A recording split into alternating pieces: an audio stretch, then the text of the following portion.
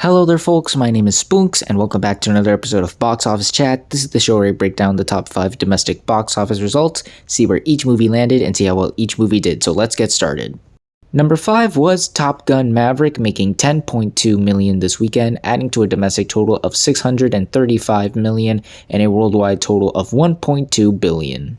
So the film has now landed in the bottom of the top 5 charts, and this would be the part where I normally get skeptical on whether or not the film would be in the top 5 for much longer after a long successful run that this movie had, and say our farewells and our goodbyes. But honestly, even with this movie landing at number 5 and it being in theaters and me talking about this movie for 2 months now, pretty much, it's almost August and we are still talking about this successful, undeniable force of a movie in the box office, I still am not sure if this movie is ever going to leave the top 5. It's probably going to happen sooner or later. My bets are on later.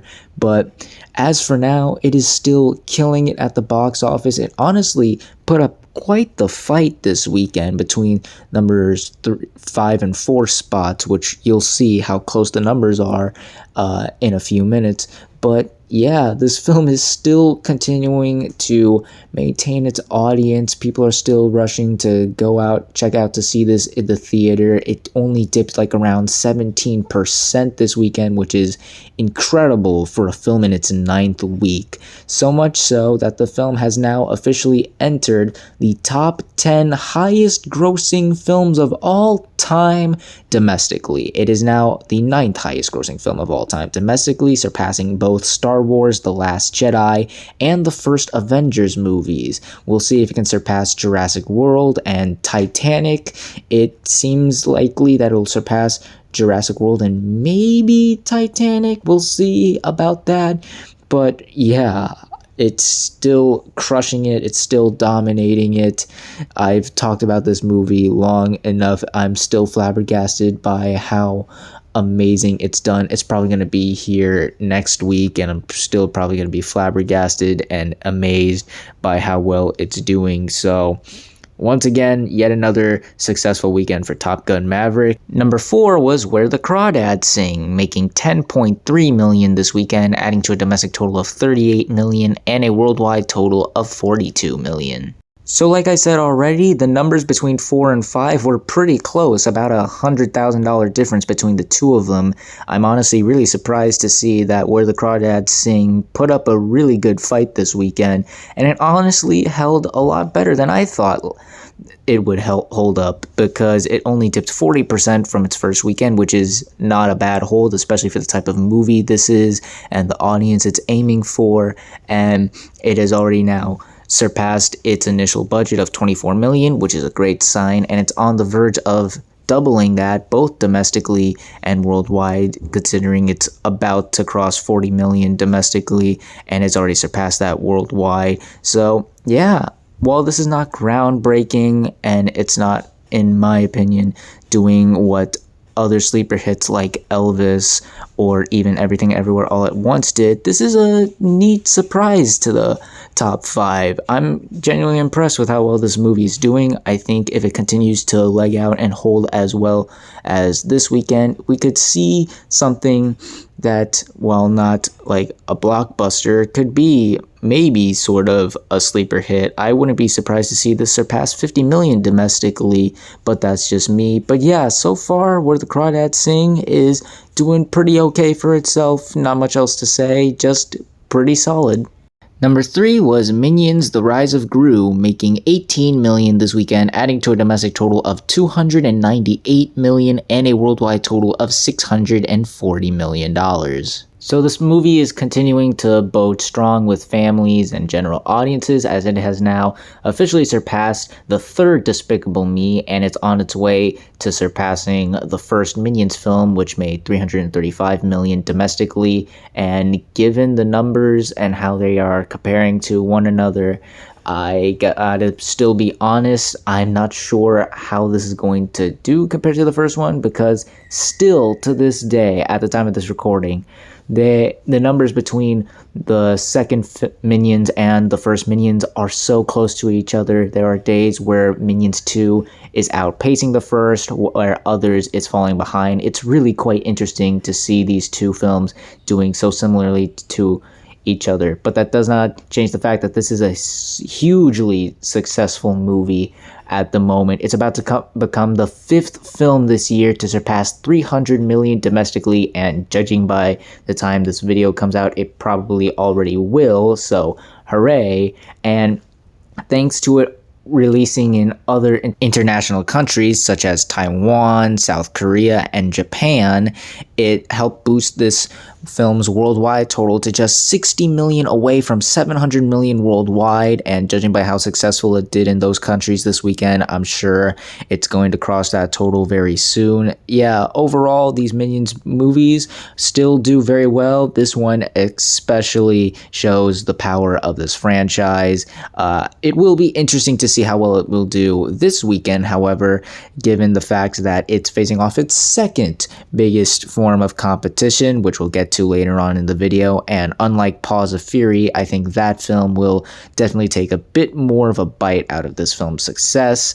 But if anything, I would argue that if Sonic the Hedgehog 2 and The Bad Guys could coexist earlier this year, back when they released in April, I see no reason why Minions and the other animated film we'll get to at the end of the video can't either. And it's still a hugely successful movie, the biggest animated film to come out since Frozen 2. I can't see anyone being really upset with how well and how successful this movie has done.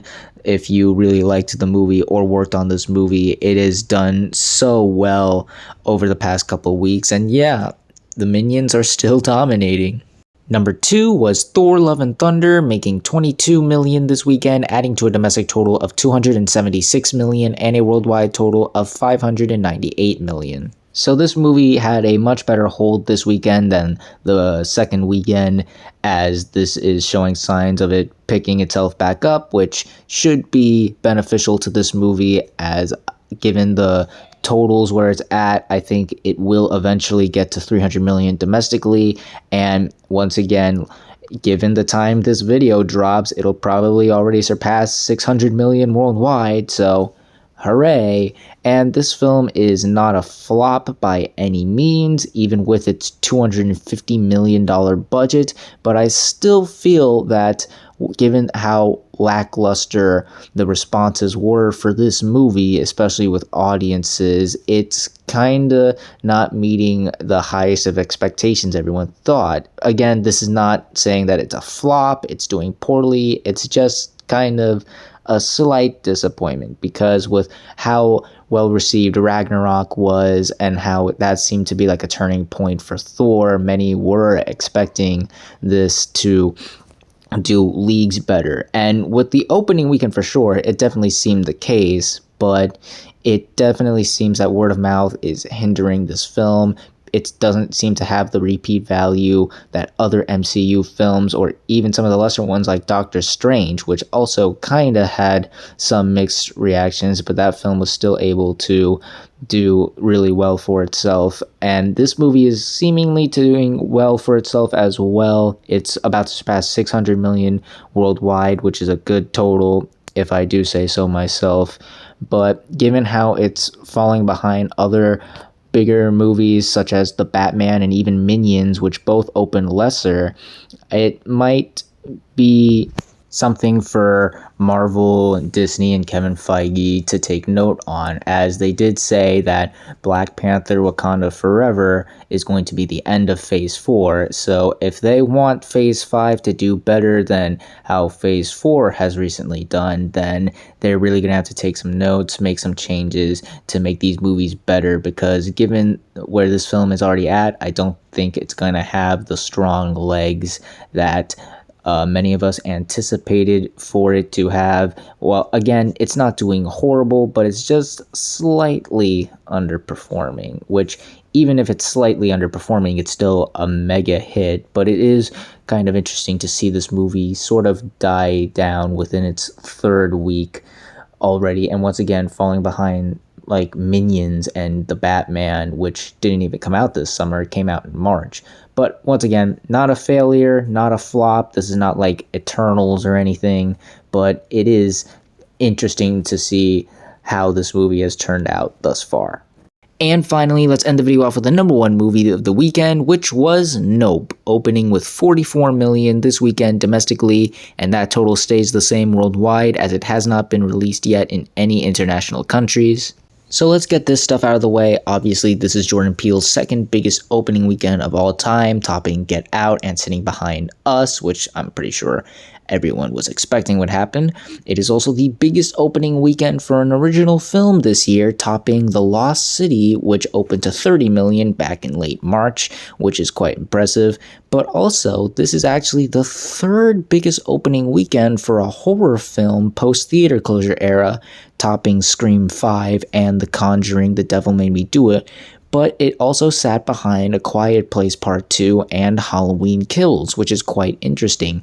Lots of people had high expectations for this movie, myself included. I thought it would get at least over 60 million, a little bit of overreaching on my part, and I saw a lot of people saying it could get over 50 million, which I thought was reasonable, and it just didn't. So what happened, it wasn't that the marketing was bad, it was promoted everywhere, the reviews were pretty solid, and it didn't really have that much competition since Thor was already out by this point. So what happened? Well, I do think that the film Us probably hindered it a bit, because after Get Out, Us had that massive opening weekend, but it got a B on CinemaScore. It didn't really live up to many people's expectations. And while a B is certainly good for a horror film, many people were surprised that it got that score, considering Get Out got an A-, which is exceptional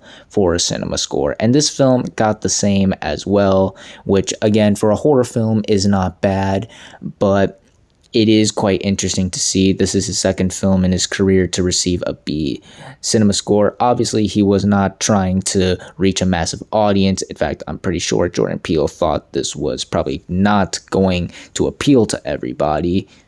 Sorry about that bad pun, but it is quite interesting to see the reactions for this film and for the film to kind of come a bit under expectations. But this isn't to say that the film is doing bad or anything. In fact, it made the majority of its budget this weekend, as it only costed 68 million to make, and given hopefully word of mouth is good enough to the point where it'll have a strong hold next weekend and I think that best case scenario, hopefully it happens, it will be able to surpass its initial budget, and hopefully when it inevitably gets released internationally, it'll help boost its total to doubling it, because it's not a bad opening, it just came in under expectations, which is why you're seeing a bunch of articles and a bunch of other people claiming they were a bit perplexed by the numbers here. So this is a decent opening weekend. It's not groundbreaking. It's not like Us, which in all honesty, not everyone was expecting it to do, and it really didn't need to do. But this was still a pretty solid opening given the budget and the fact that it is an R-rated horror film, which not only in terms of horror has a niche audience that wasn't trying to appeal to a wide audience, mind you, but also the fact that it's rated R and aiming for an older audience. This is still a very solid total. We'll see how it legs out. We'll see if it can have as strong legs as Get Out or Us did. But as far as openings go, it's not bad. It could have been better, but it's good nonetheless. And those are the top 5 domestic box office results for this weekend, but we're not quite done yet, as we got another week ahead of us and new movies hitting theaters. And this weekend we only really have one new major release. I also know that Vengeance is coming out this weekend as well. It's the BJ Novak mystery drama crime thriller of sorts. And given the lack of marketing and overall buzz I've seen from general audiences, I don't think this movie's going to make enough to crack into the top 5. So we'll see how well that does. But as far as the movie I do think is going to make enough to crack into the top 5, that is DC League of Super Pets. This is a new DC theatrically released animated movie that has nothing to do with a series of successful toys or a TV show on Cartoon Network that was pushed back from its May 20th release due to an onslaught of delays within the DC cinematic universe. And I guess this was a part of the deal. So yay, it's out now. And honestly, I can see this having a good opening weekend. Not a great opening weekend, not a horrible one, just good. The marketing has been pretty good from what I've seen. They've been doing a good job promoting it. I've been seeing tons of ads and promotional stunts here and there for it all over the place. The star power of Dwayne Johnson and Kevin Hart, the next Abbott and Costello in terms of comedy duos, apparently is also what's going to help this movie. They both really know how to sell and open movies now. And I do think it's going to have the same benefit that The Bad Guys did, where this is going to be not just the only animated, but family film in theaters until, believe it or not, Lyle Crocodile opens in early October. So I think this movie is going to have some really strong legs in that department. However, what's holding this back for me is the buzz from general movie-going audiences, especially families, because while I do see and hear people time and time again talking about this movie, and there are certainly people who are interested in seeing this, it's not to the degree of Minions or Lightyear or even The Bad Guys in some regard. So that's gonna be a really defining factor, as well as the fact that, well, Minions is still in theaters and that has had very strong legs and is still dominating, so much so that it was able to completely demolish Paws of Fury's entire opening weekend. So that's also a factor that could hinder this movie. But again, I could also bring back my argument that Sonic 2 and The Bad Guys were able to coexist in early April, so maybe the same thing will apply here. So we'll see how well this movie does, as well as the rest of the movies that land in the top 5 on the next Box Office Chat. And that's going to do it for this week's episode of Box Office Chat. What did you all think of the results? Were you satisfied, unsatisfied? Comment down below and let me know. If you like this video, hit the like button. If you like this channel, hit the subscribe button. Follow me on all the social media links right there. And until next time, everyone, stay sharp.